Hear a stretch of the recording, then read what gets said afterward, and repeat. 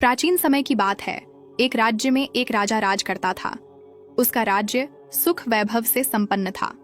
धन धान्य की कोई कमी नहीं थी। राजा और प्रजा खुशी खुशी अपना जीवन यापन कर रहे थे। एक वर्ष उस राज्य में भयंकर अकाल पड़ा। पानी की कमी से फसलें सूख गई। ऐसी स्थिति में किसान राजा को लगान नहीं दे पाए। लगान प्राप्त न होने के कारण राजस्व में कमी आ गई और राजकोष खाली होने लगा। ये देख राजा चिंता में पड़ गया। हर समय वह सोचता रहता कि राज्य का खर्च कैसे चलेगा। अकाल का समय निकल गया, स्थिति सामान्य हो गई, किंतु राजा के मन में चिंता घर कर गई। हर समय उसके दिमाग में यही रहता कि राज्य में पुनः अकाल पड़ गया तो क्या होगा। इसके अतिरिक्त भी अन्य चिंताएं उसे घेरने लगीं। पड़ोसी राज्य का भय, मंत्रियों का षड्यंत्र जैसी कई चिंताओं ने उसकी भूख प्यास और रातों की नींद छीन ली। वह अपनी इस हालत से परेशान था, किंतु जब भी वह राजमहल के माली को देखता तो आश्चर्य में पड़ जाता।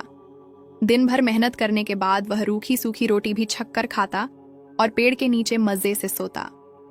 कई बार राजा को उससे जलन होने लगती। एक दिन उसके राज दरबार में एक सिद्ध साधु पधारे। राजा ने अपनी समस्या साधु को बताई और उसे दूर करने सुझाव मांगा। साधु राजा की समस्या अच्छी तरह समझ गए थे। वे बोले, राजन, तुम्हारी चिंता की जड़ राजपाट है। अपना राजपाट पुत्र को देकर चिंता मुक्त हो जाओ। इस पर राजा बोला, गुरुवर, मेरा पुत्र मात्र 5 वर्ष का है। वह अबोध बालक राजपाट कैसे संभालेगा? साधु बोले, तो फिर ऐसा करो कि अपनी चिंता का भार तुम मुझे सौंप दो। राजा तैयार हो गया और उसने अपना राजपाट साधु को सौंप दिया। इसके बाद साधु ने पूछा, अब तुम क्या करोगे? राजा बोला, सोचता हूं कि अब कोई व्यवसाय कर लूं, लेकिन उसके लिए धन की व्यवस्था कैसे करोगे? अब तो राजपाट मेरा है, राजकोष के धन पर भी मेरा अधिकार है, तो मैं कोई नौकरी कर लूंगा। राजा ने उत्तर दिया, ये ठीक है, लेकिन यदि तुम्हें नौकरी ही करनी है तो कहीं और जाने की आवश्यकता नहीं। यही नौकरी कर लो। मैं तो साधु हूं, मैं अपनी कुटिया में ही रहूंगा। राजमहल में ही रहकर मेरी ओर से तुम ये राजपाट संभालना। राजा ने साधु की बात मान ली और साधु की नौकरी करते हुए राजपाट संभालने लगा। साधु अपनी कुटिया में चले गए।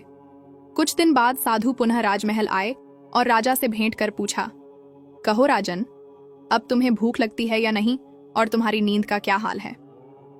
गुरुवर, अब तो मैं खूब खाता हूं और गहरी नींद सोता हूं। पहले भी मैं राजपाट का कार्य करता था, अब भी करता हूं। फिर ये परिवर्तन कैसे? ये मेरी समझ के बाहर है। राजा ने अपनी स्थिति बताते हुए प्रश्न भी पूछ लिया। साधु मुस्कुराते हुए बोले, राजन, पहले तुमने काम को बोझ बना लिया था और उस बोझ को हर समय अपने मानस पटल पर ढोया करते थे, किंतु राजपाट मुझे सौंपने के उपरांत तुम समस्त कार्य अपना कर्तव्य समझकर करते हो, इसलिए चिंता मुक्त हो। मित्रों, जीवन में जो भी कार्य करें अपना कर्तव्य समझकर करें, न कि बोझ समझकर। यही चिंता से दूर रहने का एकमात्र उपाय है।